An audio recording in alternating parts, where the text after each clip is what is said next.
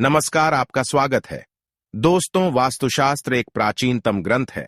इस ग्रंथ में भवन के निर्माण से लेकर भवन के अंदर रखी जाने वाली वस्तुओं के स्थान और दिशाओं का महत्वपूर्ण ज्ञान दिया गया है। वास्तुशास्त्र के अनुसार प्रत्येक भवन में पूजा स्थल का निर्माण करना अत्यंत आवश्यक होता है। पूजा घर अथवा पूजा स्थल हमारे घर का सबसे प्रमुख अंग होता है। इस स्थान पर सकारात्मक ऊर्जा का निर्माण होता है और यह ऊर्जा संपूर्ण घर में संचारित होती है, जिससे घर का वातावरण शुद्ध और पवित्र रहता है। पूजा घर बनवाते समय भी हमें वास्तु के नियमों का पालन जरूर करना चाहिए, क्योंकि शास्त्रों में पूजा घर के संबंध में बहुत ही महत्वपूर्ण नियम बताए गए हैं। पूजा घर की दिशा, पूजा घर का स्थान, पूजा घर में रखी जाने वाली चीजें तथा पूजा करते समय मुख किस दिशा में होना चाहिए आदि प्रकार के बहुत ही महत्वपूर्ण नियमों को ध्यान में रखना आवश्यक होता है। तभी हमें हमारी पूजा का संपूर्ण फल प्राप्त होता है। कई लोग इन नियमों को नहीं जानते हैं और अनजाने में ही पूजा घर का निर्माण गलत दिशा में करते हैं अथवा पूजा घर में ऐसी चीजें रख देते हैं जो नकारात्मक ऊर्जा की स्रोत होती है। इन चीजों से निकलने वाली निगेटिव एनर्जी पूजा घर को अपवित्र बना देती है। पूजा घर में हम अपनी अपनी पसंद के अनुसार और कुल की परंपरा के अनुसार देवी देवताओं की मूर्तियां तथा तस्वीरें रखते हैं। यदि परिवार बड़ा होता है तो सभी लोग अपने अपने इष्ट देवता की मूर्ति पूजा घर में रखते हैं। जैसे हर मनुष्य का जन्म अलग अलग राशि में होता है, तो उसके ऊपर एक विशिष्ट देवता की कृपा बनी हुई होती है। इसी कारण से उसे किसी एक विशेष देवता के प्रति लगाव अधिक होता है। शायद आपको भी किसी एक देवता के प्रति ज्यादा आकर्षण रहा होगा। इसके पीछे आपके जन्म का रहस्य छिपा हुआ होता है। वास्तुशास्त्र के अनुसार पूजा घर में देवी देवताओं की मूर्तियां अथवा तस्वीरें सीमित होनी चाहिए। एक ही देवताओं की अधिक मूर्तियां भी नहीं रखनी चाहिए। मूर्तियां रखते समय उनका मुख सही दिशा में रखना आवश्यक होता है, तभी वह मूर्तियां सिद्ध होती है। पूजा घर में बहुत ज्यादा मात्रा में मूर्तियां रखना भी अच्छा नहीं माना जाता, क्योंकि प्रत्येक देवता की पूजा पद्धति में थोड़ा फर्क होता है और अगर आप सभी देवताओं की पूजा एक ही पद्धति से करते हैं तो इसके अशुभ परिणाम प्राप्त होते हैं।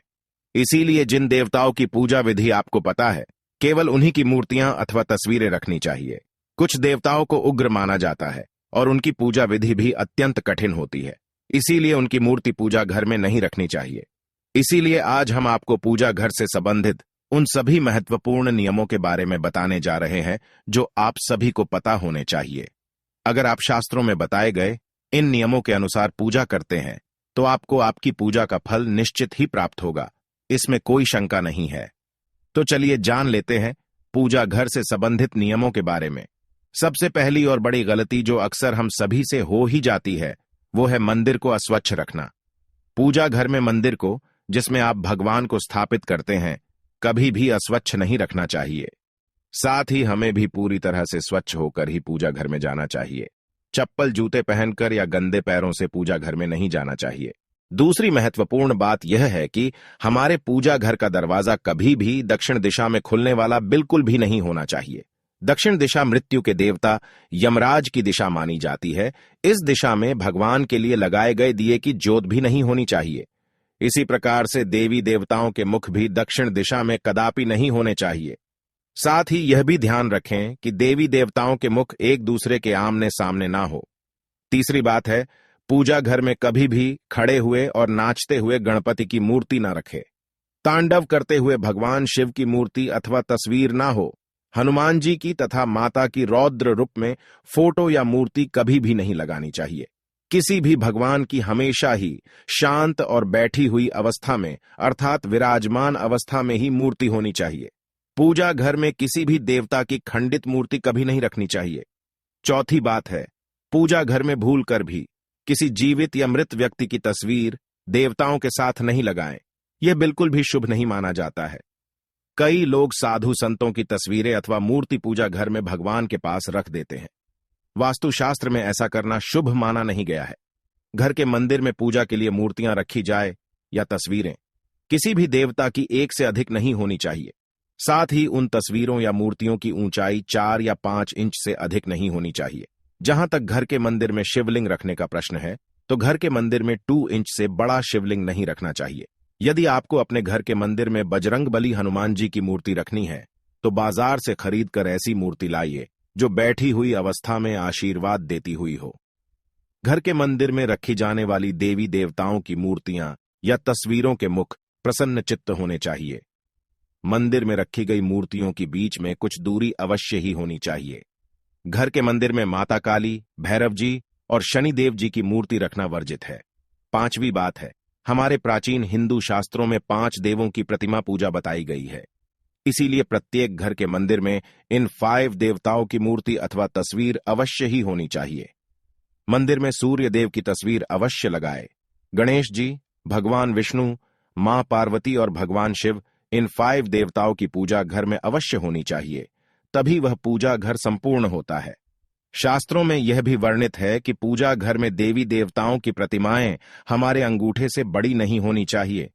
यदि इससे बड़ी मूर्तियां हम रखते हैं तो उनकी प्राण प्रतिष्ठा करानी चाहिए और उनकी विशेष पूजा के नियमों का पालन करना चाहिए।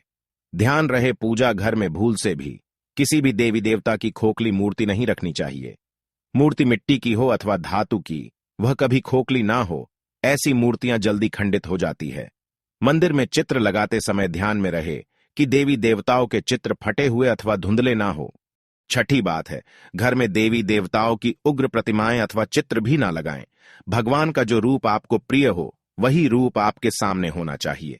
देवताओं के उग्र रूप से मन में भय की स्थिति निर्माण होती है। साथ ही घर के छोटे बालक देवताओं के ऐसे उग्र रूप को देखकर भयभीत हो सकते हैं और उनके मन में भगवान के लिए प्रेम कम होने लगती है।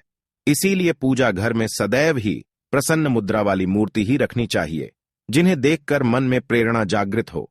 7वीं बात है, प्राचीन काल से जो चलन है उसके अनुसार लकड़ी, पत्थर, सोने, चांदी या पीतल जैसी धातुओं की मूर्तियां ही घर में रखनी चाहिए।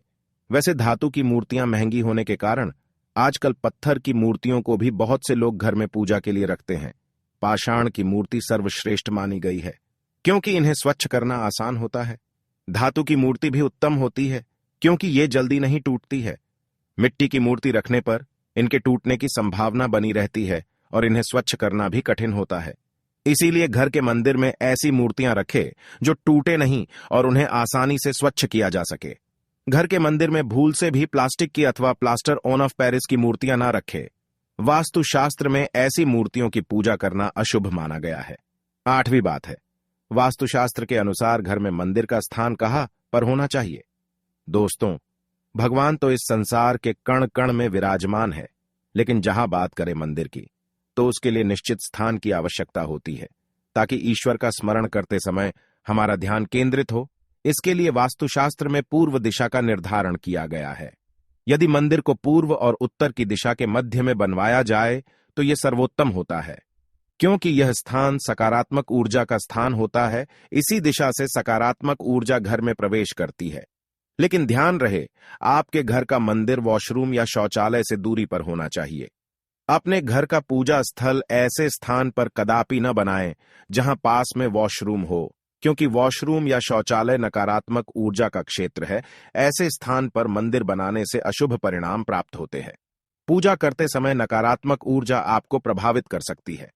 पूजा घर शयन कक्ष में भी नहीं होना चाहिए। 9वीं बात है, घर के मंदिर के संबंध में यह एक महत्वपूर्ण बात यह भी है कि जहां तक हो सके घर का मंदिर आपके उठने बैठने की जगह से ऊंचा होना चाहिए, क्योंकि सभी देवी देवता का स्थान हम सबसे ऊंचा है। यदि घर में पूजा के स्थान के लिए एक अलग ही कमरा दिया जाए तो सर्वोत्तम होगा। घर के मंदिर में कभी भी बिखरा हुआ सामान नहीं होना चाहिए। देवी देवताओं की मूर्तियां, पूजा सामग्री एवं अन्य धार्मिक पुस्तकें आदि अपने अपने स्थान पर रखी होनी चाहिए। कभी कभी ऐसा देखा जाता है कि लोग लापरवाही में पूजा स्थान पर वस्तुओं को बिखरा कर रखते हैं। ये वस्तुएं हमारी पूजा में बाधा निर्माण करती है, जिससे हमारा ध्यान भटकने लगता है। इसीलिए पूजा घर में सामग्री को सदैव ही व्यवस्थित रखना चाहिए। घर के मंदिर में पूजा करने के बाद जली माचिस की तीली, मुरझाया हुआ फूल, जली हुई काली बाती आदि को हटा देना चाहिए। अपने पूजा स्थल को साफ सुथरा रखना चाहिए। घर के मंदिर में बिखरी और जली हुई माचिस की तीली नहीं होनी चाहिए। यदि दीपक जलाने के लिए आपने पूजा घर में माचिस रखनी ही है तो उसे किसी कागज या कपड़े में छिपाकर रखना चाहिए। उसे सामने नहीं रखना चाहिए। दीपक जलाने के बाद बुझी हुई माचिस की तीली को इधर उधर नहीं फेंकना चाहिए, बल्कि उसे डस्टबिन में डाल देना चाहिए। ध्यान रहे पूजा घर में लाइटर आदि चीजों का प्रयोग दीपक जलाने के लिए भूल से भी ना करें। तो दोस्तों, इस प्रकार से आप अपने पूजा घर में वास्तुशास्त्र के नियमों का पालन करके सकारात्मक ऊर्जा निर्माण कर सकते हैं। उम्मीद है आपको यह जानकारी अच्छी लगी होगी। वीडियो को लाइक जरूर करें, कमेंट में जय श्री कृष्ण अवश्य लिखें, साथ ही चैनल को सब्सक्राइब जरूर करें। आप सभी का धन्यवाद।